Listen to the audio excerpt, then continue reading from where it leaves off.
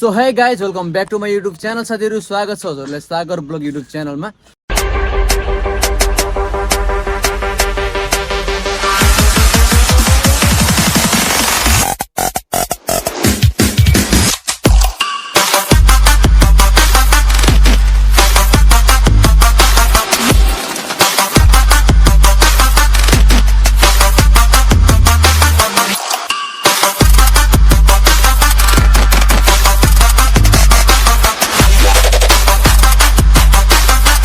So गाइजहरू अहिले चाहिँ म चाहिँ बुटोल छु यहाँनिर है। अब हल्का काम थियो क्या होइन, बहिनीलाई छोड्नु पनि थियो अनि म चाहिँ अब यस्तो भेटघाट पनि हुनु थियो क्या यहाँनिर चाहिँ। अब ठुली मम्मीहरू आन्टीहरूसँग चाहिँ दाईहरू होइन, सबै दाई भाउजूहरू सबैसँग चाहिँ भेट्नु पर्ने थियो।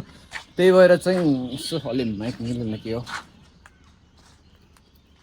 सो त्यसैले चाहिँ म चाहिँ अब यसो भेटघाट हौँ भनेर चाहिँ अब इन्डियाबाट चाहिँ हालचाल आएको भनौँ है। त्यही भएर चाहिँ हल्का यसो भेटघाट हुनु पऱ्यो नि त। त्यही भएर चाहिँ अब यस्तो जाम गएर यसो भेटघाट हौँ न त भनेर चाहिँ हल्का घुम्न मन पनि लागेको थियो।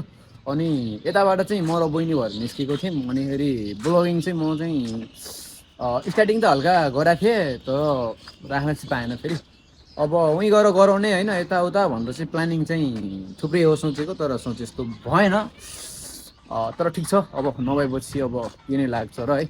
तर पनि त्यही हो साथीहरू, अब भने जस्तो चाहिँ भएन। अनि अर्को कुरा चाहिँ हाम्रो चाहिँ प्लानिङ थियो कि म चाहिँ कस्तो सोचेको थिएँ भन्दाखेरि अब हाम्रो चाहिँ बुटोल आउने प्लानिङ चाहिँ तिनजनाको थियो, मेरो अमृतको अनि पदमको।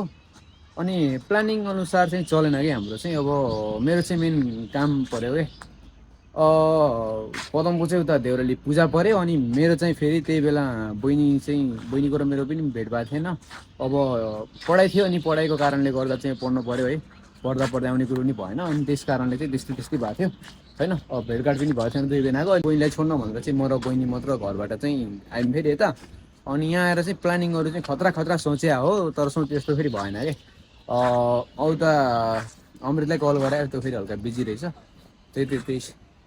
त्यस्तै त हो नि। अब त्यो स्टुडियोमा होइन यताउता त्यस्तै अब काम धन्दा चलिरहेको उसको पनि।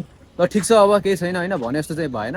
अब एउटा मेरो चाहिँ बिग एउटा थियो कि सोचेको एउटा, त्यो चाहिँ अब क्यान्सल भयो। गाइजहरू त्यही नै हो। अब धेरै भिडियो पनि नबनाउनु होला होइन, यहाँ हल्का स्टोरेजको कारणले चाहिँ धेरै चाहिँ भिडियो चाहिँ सुट गर्न पाएन। म चाहिँ अहिलेको लागि चाहिँ यति नै छोटो मिठो सर्ट एउटा ब्लगिङ चाहिँ यसो बनाउन त भनेर बनाएको। अब भने जस्तो सोचे जस्तो चाहिँ भएको छैन कि अहिले। अब त्यस्तै भएको छ होइन।